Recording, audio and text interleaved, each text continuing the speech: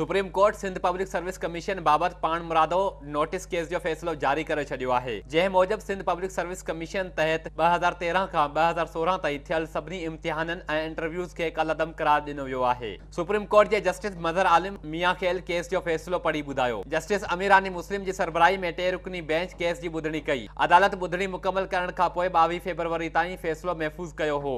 अदालत पारां जारी कयल फैसले में चयो वियो आहे त कमीशन तहत थियल इम्तिहाननि जा नतीजा शफ़ाफ़ न हुआ, उन करे सभिनी उम्मीदवारनि खे ॿीहर इम्तिहान ॾियणो पवंदो, जॾहिं त इम्तिहान लाइ कयल स्क्रीनिंग टेस्ट जी कानूनी हैसियत बरक़रार रहंदी। अदालत पारां जारी कयल फैसले में चयो वियो आहे त सिंध पब्लिक सर्विस कमीशन जे सरबराह जे 2 हफ़्तनि ऐं अहलियत रखंदड़ मेंबरनि जी 4 हफ़्तनि में मुक़ररी कई वञे। अदालत पारां चयो वियो त नवां मुक़ाबले वारा इम्तिहान चेयरमैन ऐं मेंबरनि जी मुक़ररी खां फौरी तौर ते कराया वञनि ऐं नए इम्तिहान में स्क्रीनिंग टेस्ट पास कंदड़ 2813 उम्मीदवारी शिरकत जे अहल हूंदा। वाज़ह रहे त supreme court public Service commission ऐं इम्तिहाननि जी गैर कानूनी मुक़ररी ते पाण मुरादो नोटिस वरितो हो, जंहिं खां पोइ कमीशन जे चेयरमैन ऐं मेंबरनि इस्तीफ़ाऊं ॾिनियूं हुयूं, जॾहिं त लिखत वारे इम्तिहान में 644 उम्मीदवारनि कामयाबी हासिल कई हुई, जिन मां 227 उम्मीदवार इंटरव्यूज़ में पास थिया हुआ।